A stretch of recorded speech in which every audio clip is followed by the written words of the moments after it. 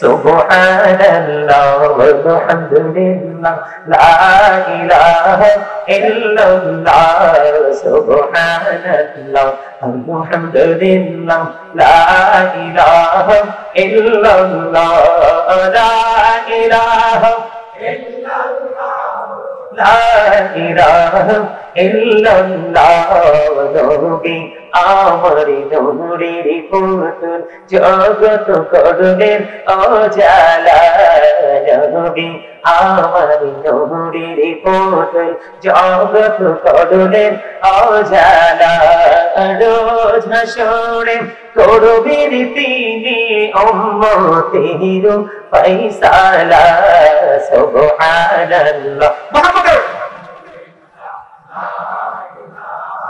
ইল্লাল্লাহ সুবহানাল্লাহ আলহামদুলিল্লাহ লা ইলাহা ইল্লাল্লাহ লা ইলাহা ইল্লাল্লাহ লা ইলাহা ইল্লাল্লাহ আরশে কুরসি লৌহ কলম সৃষ্টি জাহান ওসিলা আরশে কুরসি লৌহ কলম সৃষ্টি জাহান ওসিলা আলী যে আল্লাহ খুশি হইয়া নাম রাখিলেন হাবিবুল্লাহ সুবহানাল্লাহ আলহামদুলিল্লাহ লা ইলাহা ইল্লাল্লাহ লা ইলাহা ইল্লাল্লাহ লা ইলাহা ইল্লাল্লাহ নবীর সাথী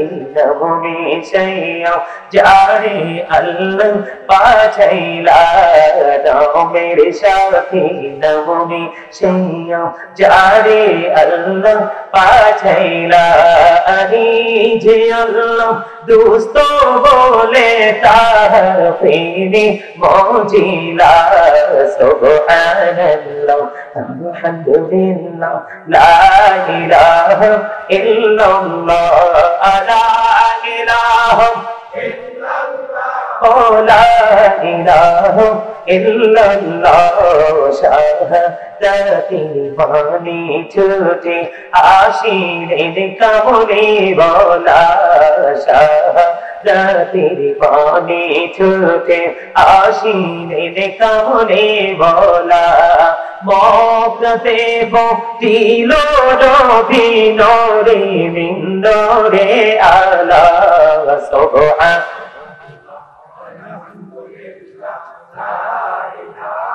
illallah subhanallah walhamdulillah la ilaha illallah la ilaha illallah la ilaha বিয়ে হলো ফরজ কাজ কি কাজ দুটি জীবন এক হওয়া এই ফরজের মধ্যে মিউজিক কি যেটা একেবারে টোটাল হারাম তো কি হয়ে গেল আমরা কি ইসলামের আইন মানছি কথা বলেন মানছি এই যে আমি আসার সময় আমি যখন আসছি তখন কিন্তু মাগরিবের আযানের প্রায় আধা ঘন্টা বাকি বা তারও বেশি দেখলাম দুপাশ দিয়ে মানুষ খালি ঢুকতেছে আসতেছে মানুষগুলো কোথায় মনে হচ্ছে যে এটা একটা শুটিং স্পট মনে হয় যে এখানে যে দোকানপাটগুলো বসছে এগুলো শপিং মল এখান থেকে কিছু শপিং করার জন্য আসছে এটা কিন্তু মাহফিলের যে পরিবেশ এটা হওয়া উচিত নয় কারণ এখানে আসলে আপনার গুনাহ মাফ হয়ে যাবে এই যে আপনারা এতক্ষণ পর্যন্ত তালিম করলেন আমি আপনাদেরকে বারবার প্রশ্ন করেছি একটা লোক মাত্র উত্তর দিয়েছে আমার চাচা তাও কালো এই জন্য আমার কাছে আল্লাহর কাছেও কালা লোক ভালো আমার কাছেও কালা লোক ভালো জোরে বলুন সুবহানাল্লাহ আর জোরে আবার বলে মনে মনে করে হুজুর তো আপনি কি সুন্দর তা আমি সুন্দর তো কি হইতো আমি ভালো হইতে পারলে না ভালো আমরা সুন্দর দিয়ে আল্লাহর কিছু যায় আসে দামি যায় নামাজে খাইছেন তাতেও আল্লাহর কিছু যায় আসে কথা কি বুঝতে পারছেন আল্লাহ চায় মানুষের কলবের দিকে আমি আপনাদেরকে ছোট্ট একটা एग्जांपल দিয়ে আজকে আমি আমার আলোচনা যাব কেন एग्जांपलটা দিব কারণ আপনাদের অনেক বেশি ঘাটতি এখনো পর্যন্ত কিন্তু নিজেদেরকে চিনতে পারেননি এখনো পর্যন্ত যদি চিনতে পারতেন যিনি তালিম দিয়েছেন উনি যখন তালিম দিচ্ছেন এই প্যান্ডেলে জায়গা হওয়ার মতো কথা না গত কত তারিখে জলিলিয়া দরবার শরীফে গেলাম যে গত 17 তারিখে নিয়ে গেছিলাম ওই যে জলিলিয়া দরবার শরীফ। গত 17 তারিখে ওই যে আল্লামা এম এ জলিল সাহেবের নাম শুনেন নাই আপনারা? আমাদের বাংলাদেশের সুন্নিয়তের একজন রণবীর ছিলেন। ওনারই দরবার 14 বছর হয়েছে, উনি পৃথিবী ছেড়ে চলে গেছে। ওনার দরবারে এবার আমার অদম গুনাহগার তোলার স্পেশাল ভাবে ইনভাইট করেছে, আমি গেছি। এই প্যান্ডেলটার মতো কয়টা প্যান্ডেলের সমান হই পড়ে? আর তোর বোকার মতো কথা বলো। এই প্যান্ডেলটার মিনিমাম 5 থেকে 6টা প্যান্ডেলের সমান হবে শুধু পুরুষ প্যান্ডেলটা। আমি যখন ঢুকতেছি তখন ওনারা বলছে যে হুজুর মহিলা এই পর্যন্ত প্যান্ডেলে 5000 ঢুকছে। কত হাজার? কোন ধরনের কোনো বেয়াদবি নাই, কোন ধরনের কোনো শৃঙ্খলতা নাই। পুরুষ যাচ্ছে পুরুষ প্যান্ডেলে, নারী যাচ্ছে নারী প্যান্ডেলে। কেউ কারো দিকে তাকাচ্ছে না, কেউ কাউকে ডিস্টার্ব করছে না, এত সুশৃঙ্খল পরিবেশ। বলে হুজুর কেন বললেন? আমি যখন স্টেজে ধরলাম, জিকির শুরু করলাম, সাতক পাখির মতো প্যান্ডেলটা একটু এলোমেলো ছিল, একেবারে পরিপূর্ণ হয়ে গেল। একটা মানুষ কোনো নড়াচড়া নাই, একমাত্র হাজত ছাড়া। বলে হুজুর এই কথাটা কেন বললেন? বলছি এই কারণে আমাদের যে মানে সেনসিটিভ ভাবে আমাদেরকে দরবারগুলোতে অ্যাটেন্ড করার কথা, সেই জায়গাটা কিন্তু আমরা করতে পারছি না। তার কারণ কি জানেন? আমরা আমাদেরকে এখনো পর্যন্ত চিনতে পারিনি। আসেন আসেন বসেন। ওনার ছোট ভাই না, আজকের সভাপতি সাহেবের ছোট ভাই, সহ সভাপতি। আলহামদুলিল্লাহ বলেন। আর জোরে বলেন না, আরো জোরে। সম্মানিত উপস্থিতি, এই মানুষটা আপনাদের পীর সাহেব কেবলা, তাই না? আমার সাথে এত গভীর প্রেমের বন্ধন। এবছর বিশ্বাস করুন, আমি গতকালকে অসুস্থ, গতকালকে প্রোগ্রাম ক্যান্সেল করছি। গেছি রে গতকালকে প্রোগ্রামে যাইনি, এত অসুস্থ ছিলাম। গত বছর না জানি এর আগের বছর রাস্তা থেকে ফিরে গেছি অসুস্থ হয়ে, জ্বর। তা আল্লাহরে বলছি, আল্লাহ যে মানুষ আমাকে এত ভালোবাসে উনি দেশে আসছে, দেখা হয় না, আমি যেন অন্তত পক্ষে যে আলোচনাটা ওনার সামনে বসে করতে পারি, আমাকে অন্তত পক্ষে সেই সুযোগটা দেন। আলহামদুলিল্লাহ বলে। আমি আপনাদের কাছে আসছি, কতটুকু আলোচনা করতে পারবো জানি না। আমার কিন্তু আজকে যে জানুয়ারির 5 তারিখ থেকে এই পর্যন্ত কিন্তু অসুস্থ, খাবার নাই, খাবারের মোটেও রুচি নাই। একটা জ্বর আসছিল, জ্বরের পরে ঠান্ডা কাশ হয়েছে, এরপরে যে রুচি কোথায় গেছে নিজেও জানি না। কিন্তু দৌড়াইতে তো হইতেছে, ওই আগে থেকে শিডিউল সেটিং করা। যাই হোক, আমি আমার কথা বলছি না, আমি যতটুকু আলোচনা করতে পারি আপনাদেরকে সন্তুষ্ট করার মতো কাজ করব। কারণ আমি আরো আগে একবার আসছিলাম, অনেক রাত্রিতে এসে দেখছি মুরব্বীগুলো, প্রত্যেকটা মুরব্বীর সিনায় দেখছি প্রেমের বাসা, ভালোবাসার। মনে হয় যে সিনাটা ভালোবাসার একটা গোড়াউন। সুবহানাল্লাহ বলেন। সম্মানিত উপস্থিতি, আমি আপনাদেরকে বলে দিতে চাই একদম স্ট্রেট ফরওয়ার্ড ভাবে, আপনারা একটু মন দিয়ে শুনবেন। আমার কথা শুনতে হলে আপনাদেরকে কিছু শর্ত মানতে হবে। এই সাইড টক হবে না কিন্তু, এটা কিন্তু এখানে কাউন্টিং হচ্ছে। আসলে জান্নাতের বাগানে আসতে হবে, এখানে কিন্তু ভিড় জমানো যাবে না। Out, get out. ওই পাশ দিয়ে প্যান্ডেলে জায়গা আছে, কি বলেন? ঠিক আছে না? সম্মানিত উপস্থিতি, আপনারা যারা এসেছেন এতে আমি অনেক খুশি।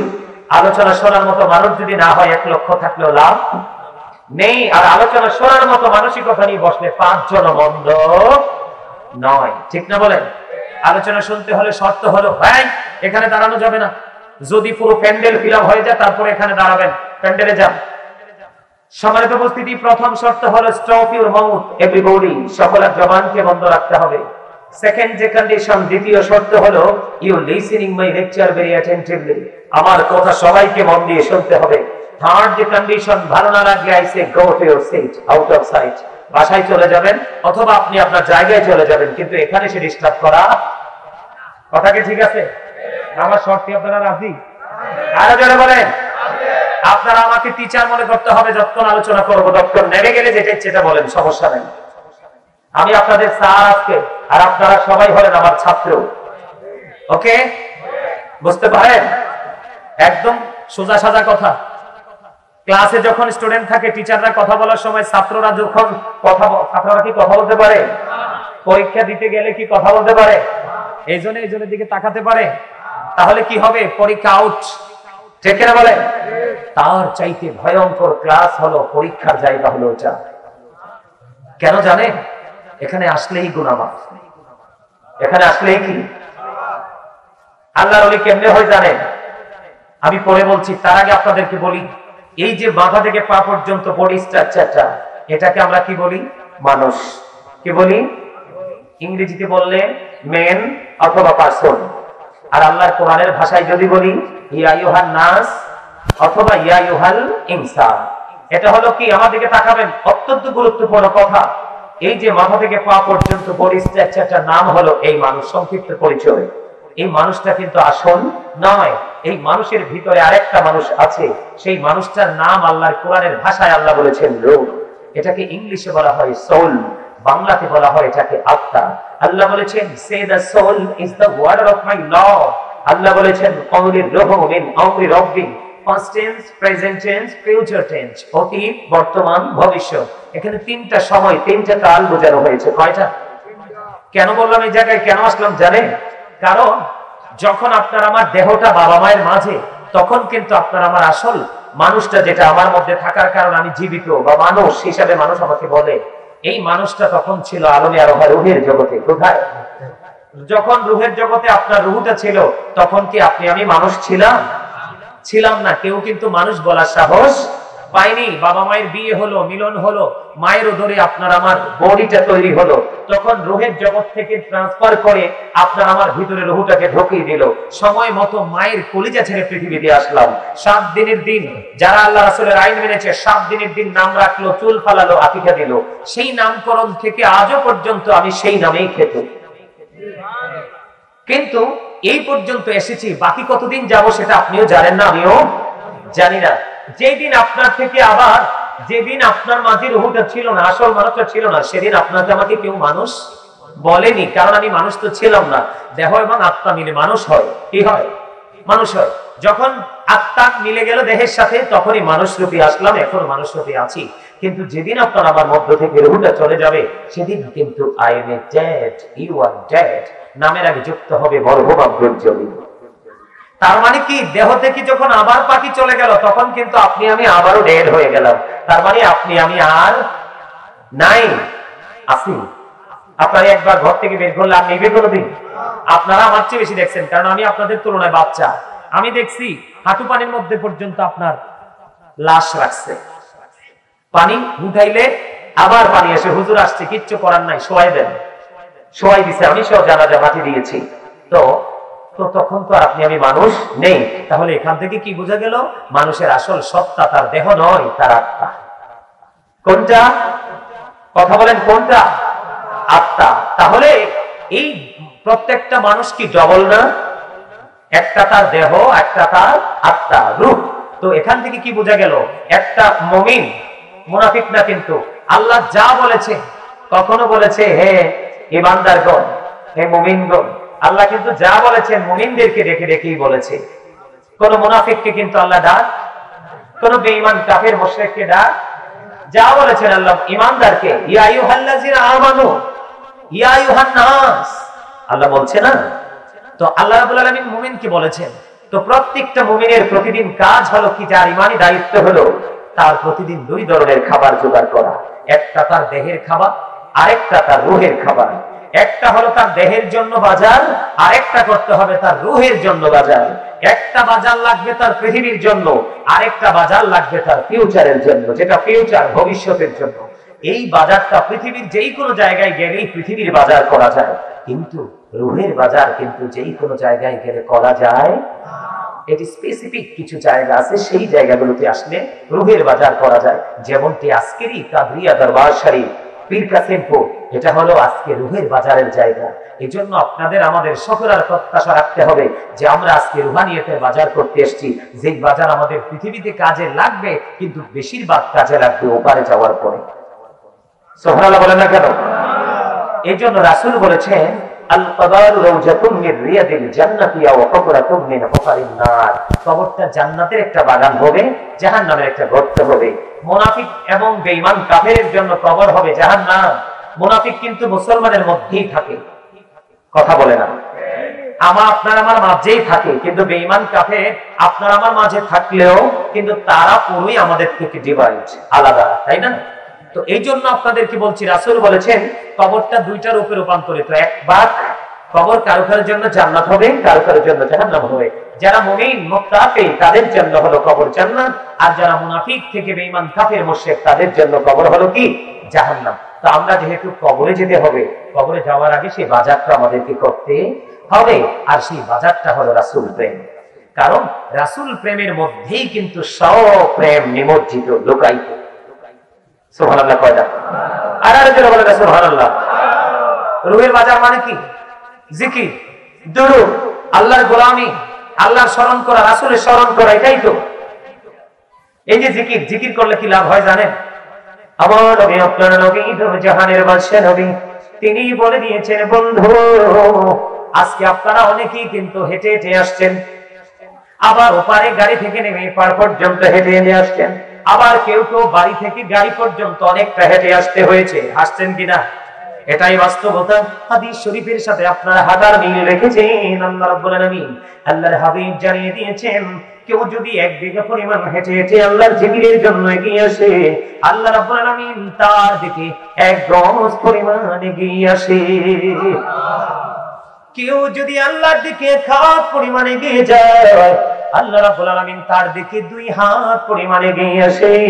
সবচেয়ে বড় মজার খবর হলো বন্ধু, আমরা যখন কোন জলসায় বসে মালিকের জিকির করতে থাকি, আল্লাহ রাব্বুল আলামিন আল্লাহর হাবিবকে জানিয়ে দিয়েছে, হাবিব আপনি জানিয়ে দেন, বান্দাগুলো যখন কোন জলসায় বসে জিকির করে, তার চাইতে উত্তম জলসায় বসে আমি আল্লাহ তার জিকির করি। জোরে জোরে কন্যা সুবহানাল্লাহ। আপনি যখন আল্লাহর জিকির করার জন্য হেঁটে হেঁটে এসেছেন, হাদিস শরীফ প্রমাণ করেছে, আপনার আমার প্রাণের নবী তিনি জানিয়ে দিয়েছে যে আল্লাহ রাব্বুল আলামিন কোন বান্দা যখন জিকির করার জন্য আল্লাহর দিকে হেঁটে হেঁটে যায়, আল্লাহ রাব্বুল আলামিন ওই বান্দার দিকে দৌড়ে চলে আসে। কথা বুঝেন নাই? তার মানে আপনি আমি আল্লাহর জিকির করার জন্য আল্লাহর যত দ্রুত কাছে যেতে চাই, যত দ্রুত আপন হতে চাই, আল্লাহ স্মরণ করতে করতে তারও আগে আল্লাহ রাব্বুল আলামিন আপনার আপন হয়ে যাবে। আর যারা বলেন না সুবহানাল্লাহ, তারও আগে আল্লাহ রাব্বুল আলামিন আপনার কি হয়ে যাবে? আপন হয়ে যাবে। তাহলে জিকির করার দরকার আছে না নাই? বেশি প্রয়োজন কিনা? বেশি প্রয়োজন। এখন জিকির করতে হলে কি করতে হবে? 2 ধরনের মানুষের সাথে আপনাকে যুক্ত হতে হবে। আমি বলছি না, আল্লাহ বলছে। আল্লাহ বলছেন, join with my dear people, come to my paradise. আল্লাহ বলেছেন, ফাদখুলি ফি ইবাদি ওয়াদখুলি জান্নাতি। আল্লাহ বলেছেন, যারা আল্লাহর জিকির করে, আল্লাহর গোলামি করতে করতে আল্লাহর প্রিয় হয়ে গেছে, আল্লাহ বলছে তোমরা আমার প্রিয় লোকের সাথে যুক্ত হও, ওয়াদখুলি জান্নাতি, আমার জান্নাতে চলে আসো, কাম টু মাই প্যারাডাইস। জোরে জোরে সুবহানাল্লাহ। আল্লাহ জান্নাতে কি করব? আল্লাহ রাব্বুল আলামিন বলতেছেন, ইনদা রাব্বিহিম ইউযকুন। আল্লাহ বলতেছেন, দে রিসিভ ফুড ফ্রম আল্লাহ। আল্লাহ বলতেছেন, তোমরা জান্নাতে এসে জান্নাতি খাবার খাবে। তোমরা যত বেশি খাও, প্রস্রাব পায়খানার ব্যাগ হবে না, ঝেক আসবে, সব নিমজ্জিত হয়ে যাবে। এটা শুধু আল্লাহর প্রিয় লোকেদের সাথে যুক্ত হওয়ার কারণে। জোরে জোরে কোন সুবহানাল্লাহ। তাহলে জিকিরের দরকার আছে না নাই? আর জোরে বলেন না, জিকিরের দরকার আছে না নাই? আল্লাহ বলতেছে, ইয়া আইয়ুহাল্লাযীনা আমানু যিকুরুল্লাহা যিকরান কাসীরা ওয়াসাব্বিহুহু বুকরাতান ওয়া আসীলা। আল্লাহ রাব্বুল আলামিন দেখে দেখে বলছে, ঈমানদারেরা তোমরা বেশি বেশি করে জিকির করো, সকাল থেকে সন্ধ্যা আল্লাহর পবিত্রতা ঘোষণা করো।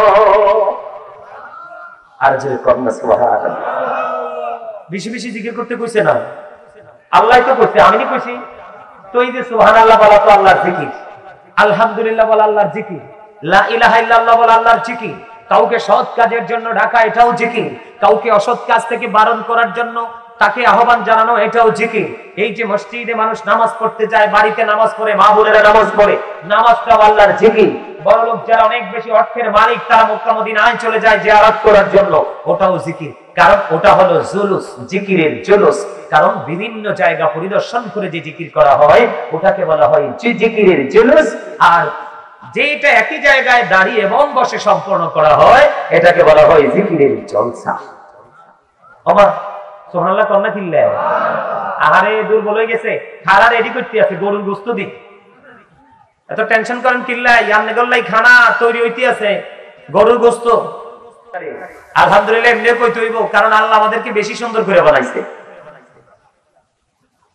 ও মা দুর্বল হয়ে গেছে, এত সন্ধ্যার সময় দুর্বল হলে হইব? আল্লাহ রাসূল কি কইছে জানেন?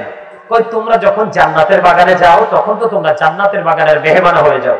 তো যখন তোমরা জান্নাতের বাগানের মেহমান হও, তখন তোমরা জান্নাতের বাগান থেকে ফল খেয়ে নিও। এখন প্রশ্ন করতে পারেন যে হুজুর, জান্নাতের বাগানের ফল কই?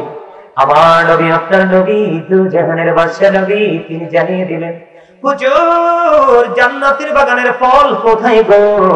আপনার আমার প্রাণে নবী বলে দিয়েছেন ফল কি জান্নাতের বাগান জেনে নিতে চাও ইয়া রাসূলুল্লাহ? জেনে নিতে চাই। নবীজি জানিয়ে দিলেন সুবহানাল্লাহ ওয়ালহামদুলিল্লাহ লা ইলাহা ইল্লাল্লাহ সুবহানাল্লাহ আলহামদুলিল্লাহ লা ইলাহা ইল্লাল্লাহ লা ইলাহা ইল্লাল্লাহ লা ইলাহা ইল্লাল্লাহ নবী আমার নূরের পুতুল জগৎ করলেন উজালা নবী আমার নূরের পুতুল জগৎ করলেন উজালা রোজ হাসরে করবেন তিনি উম্মতের ফয়সালা সুবহানাল্লাহ মুহাম্মদ ইল্লাল্লাহ সুবহানাল্লাহ আলহামদুলিল্লাহ লা ইলাহা ইল্লাল্লাহ লা ইলাহা ইল্লাল্লাহ লা ইলাহা ইল্লাল্লাহ আরশে কুরসি লোহ কলম সৃষ্টি জাহান ওসিলা আরশে কুরসি লোহ কলম সৃষ্টি জাহান ওসিলা আলী যে আল্লাহ খুশি হইয়া নাম রাখিলেন হাবিবুল্লাহ সুবহানাল্লাহ আলহামদুলিল্লাহ লা ইলাহা ইল্লাল্লাহ লা ইলাহা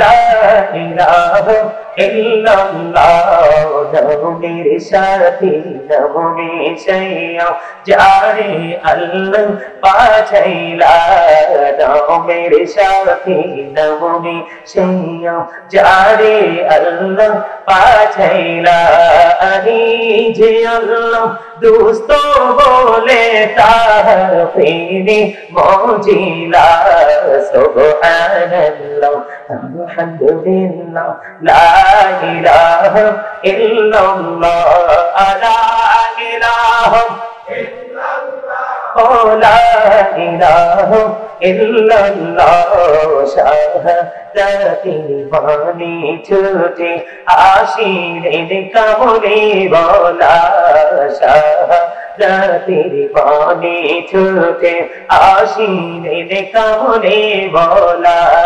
মক্কাতে বক্তিল নবী নূরে মিন নূরে আলা সুবহান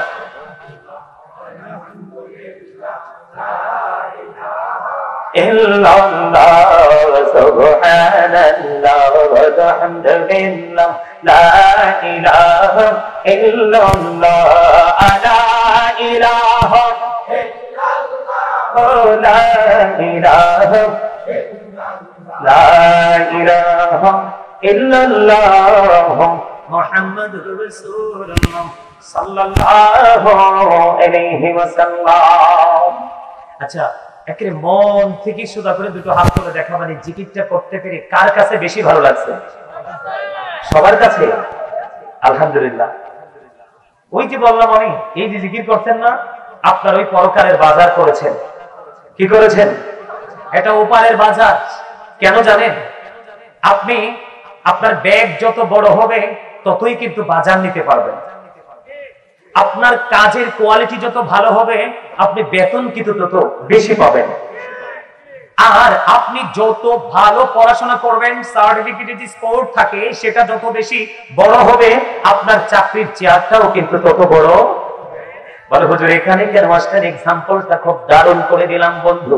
তার কারণ হলো আমার নবী আপনার নবী তো জাহানের বাদশা নবী তিনি বলে দিয়েছেন জিকিরটা জবান দিয়েও করা যায় অন্তর দিয়েও করা যায়, তবে জবান এবং অন্তর মিলে যে জিকির করা হয় এটার চাইতে উত্তম আর কোনো জিকির হতে পারে না। ও পীর কাশিমপুর কাদরিয়া দরবার শরীফ সংলগ্ন আমার ভাই আমার বাবার আমার মা বোনদেরকে ডেকে ডেকে বলবো, বিশেষ করে যুবক বন্ধুদেরকে ডেকে ডেকে বলবো, আপনার আমার প্রাণের নবী তিনি জানিয়ে দিয়েছেন বন্ধু, প্রত্যেকটা জিনিসকে পরিষ্কার করার একটা যন্ত্র থাকে, থাকে কি থাকে না? ও বন্ধু, মানুষের মনের ঘরের ময়লা দূর করার যন্ত্র হলো ওই মৌলার জিকির। জোরে জোরে সুবহানাল্লাহ। এই জন্য রাসূল বলেছেন, তোমরা যখন জিকির করো বা এমন ভাবে জিকির করো, মানুষ দেখলেই যেন তোমাদেরকে পাগল বলে।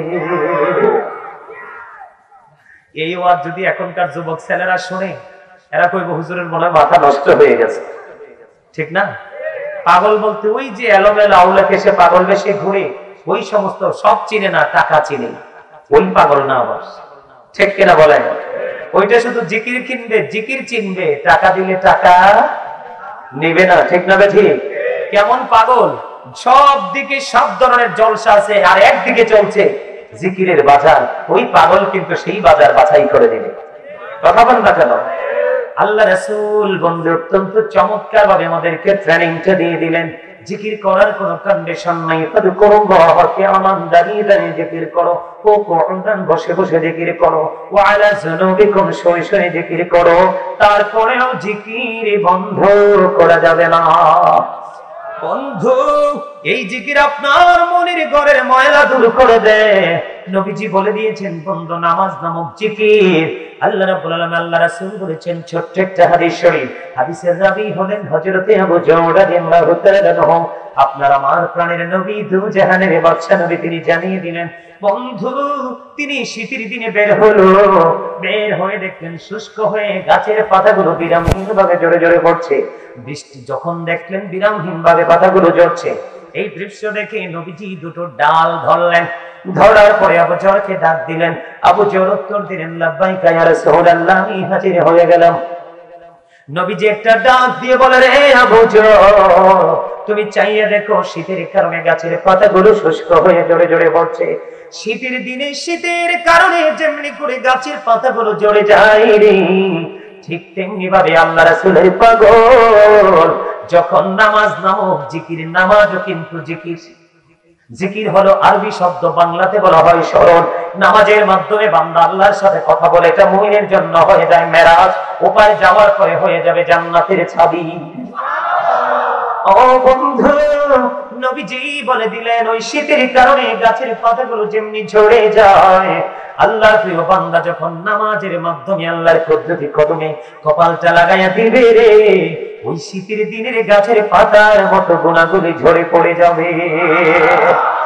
তাহলে আপনার আমার আর কোনো ভয় নেই বন্ধু। জিকিরে বন্ধু, জিকির করলে একটা জিকিরে ভিতরের ময়লা দূর করে দেয়, আরেকটা জিকির নামাজ নামক জিকির করলে বাহিরের ময়লা দূর করে দেয়। তাহলে ভিতর বাহির যদি পরিষ্কার হয়ে যায়, এর চেয়ে বড় প্রিয় আর কেউ হতে পারে না। তাহলে জিকিরের দরকার আছে না নাই? জিকিরে মজা আছে না নাই? আল্লাহ নিজে বলতেছে, ফাযকুরুনি আযকুরুকুম। আল্লাহ নিজে বলতেছে, remember me then I will remember you. তোমরা আমাকে স্মরণ করো, আমি তোমাদেরকে স্মরণ। এর চেয়ে বড় আর কিছু হতে পারে? আমার কিন্তু এটা পুরোটাই কিন্তু আলোচনার, আজকের আলোচনার বাইরে। আপনাদেরকে দেখলাম যে ইউ আর ভেরি উইক, অত্যন্ত দুর্বল। তখন আমি বলছি যে না, একটু স্ট্রং করতে হলে চেষ্টা করে দেখি না। আপনারা দেখি যে ওয়াজ শেষ হওয়ার আগে শক্ত হয়ে গেছেন। আল্লাহ কবুল করুন, জোরে বলেন আমিন। আমাদেরকে সব সময় স্ট্রং থাকতে হবে, কারণ দুর্বল মানুষের জীবনে কোনো সফলতা আছে? কথা বলে না। যত সফলতা স্ট্রং পারসনদের জন্য, যারা ব্রেইন স্ট্রং, হাতের বাহু স্ট্রং, শারীরিক গঠন প্রণালী স্ট্রং, চিন্তা চেতনা স্ট্রং, সে প্রত্যেকটা জায়গায় গেলে হয়ে যাবে সফল। আর দুর্বল বলবে আই এম ভেরি উইক, ঠিক কিনা বলেন? আমি অত্যন্ত দুর্বল, আমার পক্ষে কিছুই করা সম্ভব।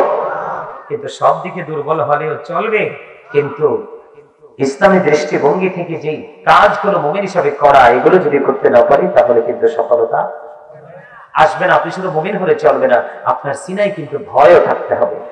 আল্লাহ বলেছেন, এদিকে দেখান, আল্লাহ বলেছেন আল্লাযীনা আমানু, যারা ঈমান এনেছে, ওয়া কানু ইয়াত্তাকুন, এবং তাকওয়া অবলম্বন করেছে, লাহুমুল বুশরা, তাদের জন্য সুসংবাদ, ফিল হায়াতিদ দুনিয়া, দুনিয়ার জীবনে, ওয়া ফিল আখিরা, এবং পরকালের জীবনে। দেখেন কি চমৎকার ভাবে আল্লাহ ওয়াজ করতেছেন। আল্লাহ প্রথমে বলেছেন তোমরা আগে কি হও? ঈমানদার হও। কি হও? ঈমানদার হও। এরপরে আল্লাহ বলেছেন ইত্তাকুল্লাহ, ইউ ফিয়ার মি, তোমরা আমাকে ভয় করো। কি করো? আল্লাহ ঈমানদার হইলাম, হওয়ার পরে যদি তোমাকে ভয় করি তাহলে কি লাভ হবে? আল্লাহ বলতেছে লাহুমুল বুশরা ফিল হায়াতিদ দুনিয়া ওয়া ফিল আখিরা। আল্লাহ বলছে যারা ঈমান আনবে এবং আল্লাহকে ভয় করবে তাদের জন্য আল্লাহ বলেছেন যে দুনিয়ার জীবনে এবং পরকালের জীবনে, উভয় জীবনের জন্য তোমার জন্য সুসংবাদ। তাদের জন্য কি উভয় জাহানেই সুসংবাদ। এখন সুসংবাদের আওতায় যদি আপনি আমি আসতে চাই, তাহলে আপনাকে আমাকে সর্বপ্রথম আসতে হবে রাসূলের কাছে। কার কাছে? এটা আমার কথা নয়, আল্লাহ বলেছেন মাইয়ুতির রাসূলা ফাকাদ আতাল্লাহ। আল্লাহ বলেছেন হি হো ওবিস দ্য অ্যাকচুয়াল ওবিস আল্লাহ। যে ব্যক্তি রাসূলের নির্দেশ মানলো সে যেন আল্লাহর নির্দেশ মানলো। সম্মানিত উপস্থিতি, আরেকটা মজার একটা আয়াত আছে, অত্যন্ত মধুর, যেটা এটা মুমিনের জন্য অত্যন্ত প্রেমময়, মধুময়। আল্লাহ রাব্বুল আলামিন ইহুদি খ্রিস্টানের একটা ধর্মগ্রন্থ, যেটার নাম ইংলিশে বলা হয় দ্য ওল্ড ও নিউ টেস্টামেন্ট, এটা দ্বারা তারা প্রমাণ করতে চেয়েছে he that loveth not knoweth not God, for God is love। এরা বুঝাইতে চেয়েছে যেজন প্রেম করে না সেজন আল্লাহকে জানে না, for God is love, আল্লাহই প্রেম। কিন্তু আল্লাহ রাব্বুল আলামিন এটাকে গ্রহণ করেননি, তাদের এই বক্তব্যকে গ্রহণ করেননি, কারণ আল্লাহ বেঈমানদেরকে এমনিতেই দেখতে পারে না। কি করতে পারে না?